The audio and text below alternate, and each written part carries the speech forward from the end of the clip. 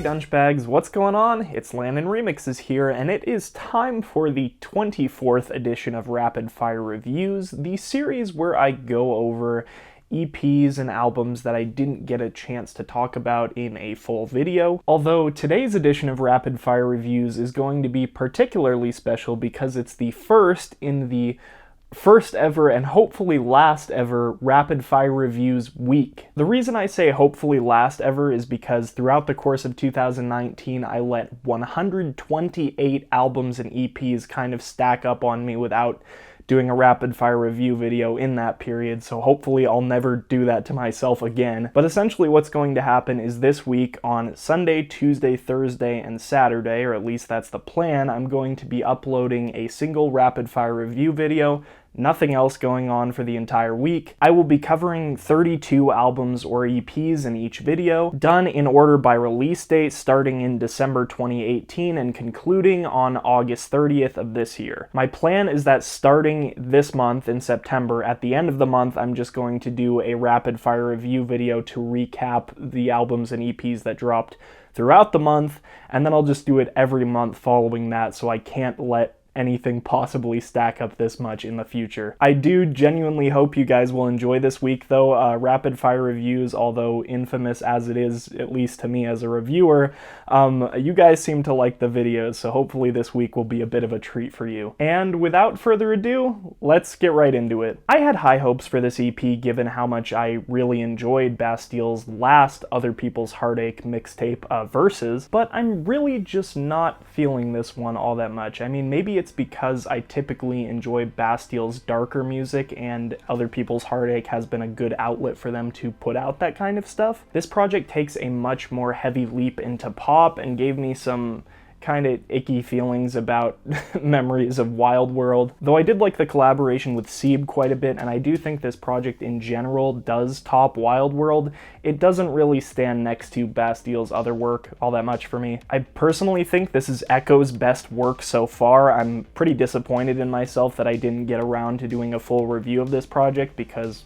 I think it deserved it. It feels like a more realized version of the duo's sound. Love the orchestral influences. I think if you're into artists like Crywolf, you'll really vibe with this project. It feels like Echoes on this project tried to push past just making music that would appeal to the most people, trying to sound like, you know, Halsey or The Weeknd or whatever, and just making music that's really true to them. It's so open and honest the entire way through. I am really sorry that I made you guys wait so long to hear my opinions on this project. In fact, Laszlo and I did a collab review together, but I lost the files. If I will state my opinion though, this is a really great and well-rounded representation of Laszlo's style from across the years. I mean, I wouldn't necessarily put it in the same tier as Closer, but I think this project is really trying to go for something different, whereas Closer was its own thing. Tons of great tunes, and it really does showcase Laszlo's ability to experiment in different styles and genres and sounds. That's what he's always been about. Yeah, I'd say this album was really enjoyable. Definitely my favorite solo project from Bill, if not my favorite project from him, period. The main thing I'd probably say about it is if you're trying to get into Mr. Bill and just don't know where to start, this album is a really good starting point. It does a really good job showcasing his signature blend of styles and also his production abilities. For me, this EP was nice in the way that it's kind of a return to form for Ookay after Wow, Cool Album. But I don't know, I'm still missing that wacky, carefree Ookay that I was introduced to years ago. I think conceptually I actually enjoy this album quite a bit more than At Night alone.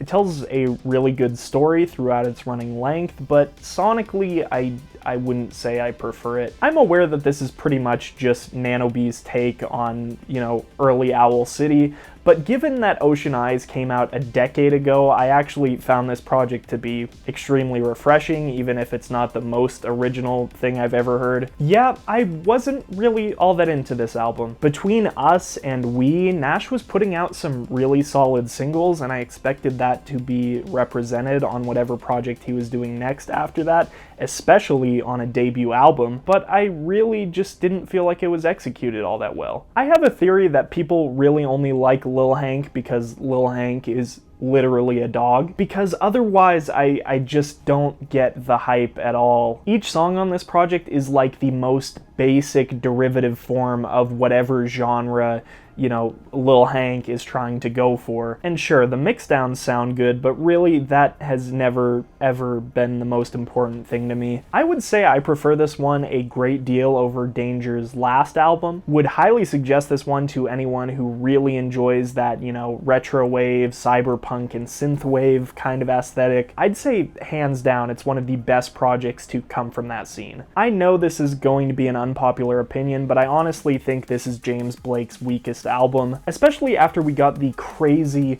just weird experimentation of If the Car Beside You Moves Ahead. This project just seemed so underwhelming. I was really looking forward to this project considering how much I enjoyed Notes to Self, and sure, there are a few decent jams on this project, but in the back of my mind, I know Lonemoon can do better, and I know vhsceral can do better, and I really expected more from another collaborative project from them.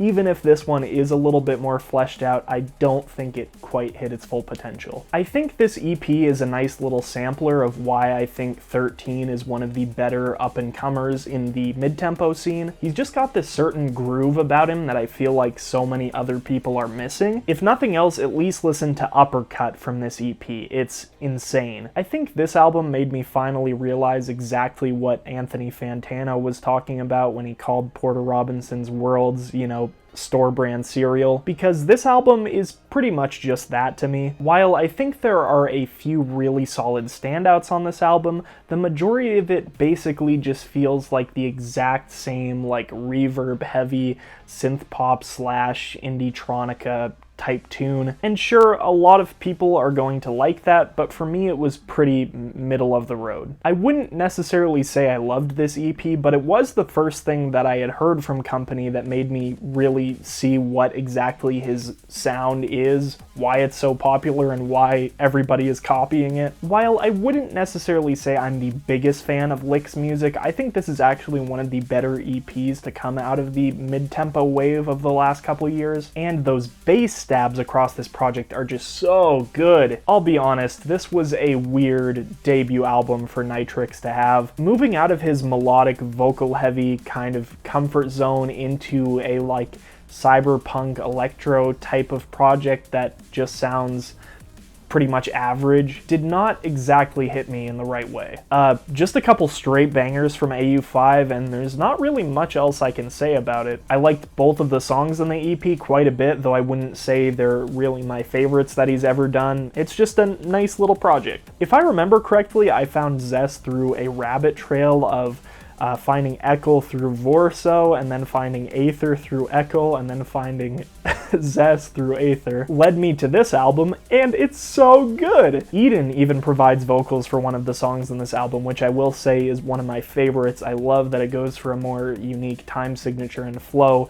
But it just makes me wonder how I didn't find out about this project sooner. Definitely suggest this album if you were into projects like Eden's Vertigo, Hudson Lee's Headspaces, you know, more vocal-centric and R&B influenced electronic music. I think you guys will really like this. And then of course we've got Aether, who, like I mentioned, I found through a rabbit trail, though I wouldn't necessarily say this project is the best one to introduce you to his sound. I definitely suggest you listen to something from the Nexus series. But this is definitely a nice little classical-oriented change in pace for Aether. If you like artists like C418, I assume you'll really get into this project. This EP was okay, definitely not my favorite from Barely Alive, and in fact, I really don't remember all that much about it, but Break 'Em Down is a straight banger. It sounds like Alice DJ's Better Off Alone meets, like, you know, Kompany's signature sound, and it just works in such a great, like, wacky kind of way. I would definitely consider myself a fan of Kill Paris, especially pre-Monster Cat. I really enjoyed his debut album Galaxies Between Us, and I think that album was actually a part of my very first Rapid Fire Reviews video. However, this album felt very messy to me. To me, it feels more like a bunch of short, half-baked ideas were just thrown on to fill out the length of this album rather than actually fleshing out you know, a solid 10 songs or something like that. Some of these songs are just so short, and to me they just don't work coherently. Even Fizzy Lifting Drink, which is probably the standout of the whole album for me, feels like it could have been so much more. It's just so limited. Yeah, this EP is pretty insane. It's so dark and like so impressive from a production standpoint as well. I'd say it's certainly a must listen. I think that this album was named after how long it feels like it goes on for. Though I don't think this project is nearly as immersive as Skin Purifying Treatment, at least for me.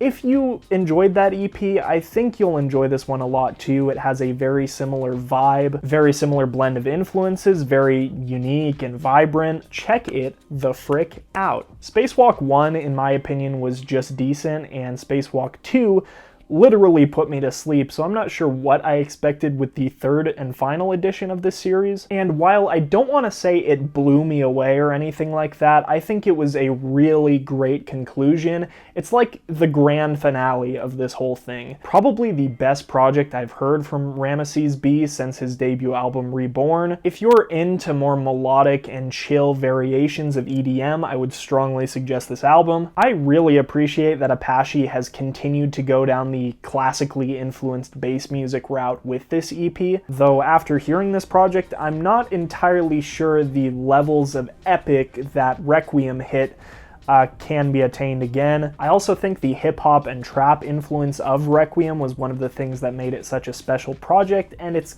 kind of lacking a bit more on this project. Plus, this EP kind of sounds like it's a remix of the same song done in 3 different ways, so it kind of gets tiring a little bit quicker for me. I feel pretty similarly to this EP as I did with Discover. I don't think it's Haywire's most fantastic work, but of course there are a couple tracks that really stand out to me. I particularly like Let Me See That quite a bit, but I can't really give my full opinions on this new branch of Haywire until the full panorama has been revealed. It took me a while to figure out why I don't like this album more than I do. I think it's because, you know, Curly is an amazing vocalist, and it has been a long time since she's put out an album, and what we finally got, it doesn't even really match its own aesthetic. It feels more like a pop album, like a ton more formulaic than you'd expect. I think simply put, I just wanted something darker. Curly's got such a powerful voice that I feel like this album should have been like inducing nightmares for me or something, but it doesn't. It just kind of feels like a pop album. I'm pretty certain that I like Lil Texas more for his brand than his actual music. I really like how seemingly every aspect of his brand just opposes the other, and I wouldn't really say I love this EP. I mean, nothing on it really blew me away that much, but at the same time, I feel like it's not really headphone music, and I'm much more likely to enjoy all 4 of these tracks in a live context. I am not absolutely in love with this album, but I think Louis Futon is insanely talented. I think people who enjoy lo-fi and more jazzy brands of electronic music will vibe with this thing, and I also really like it for the fact that, you know, I'm a trumpeter myself, and we're finally getting some trumpet representation in a serious album format in electronic music. It's pretty cool. And lastly, I don't think this EP is great by any stretch. There are definitely a couple solid standout moments for me. I think it appeals to a very specific set of listeners, and if, I don't know, if you like that more vibey type of electronic music, then you might dig this project a lot. But simply put, I just don't think it's for me. And that's it. But of course, it's actually not it, because I'll be back on Tuesday with 32 more rapid fire reviews for you. In the meantime though, I really hope you guys enjoyed this, and I hope you'll enjoy the rest of the week as well. As always, I have all of the albums and EPs that I talked about in order in the description, attached with their Spotify links, so you can check them out if you want to. If I talked about any projects you want to leave some opinions on, feel free to do so in the comment section below. And if you enjoyed the video, make sure to leave me a like. And also, if you're new here, please subscribe. I'm starving. Side note, I'm not actually starving, and my videos aren't monetized, so it doesn't really matter all that much, but I could use the subscribers. Anyway, I'm LandonRemixes, and I'll see you guys later. Peace.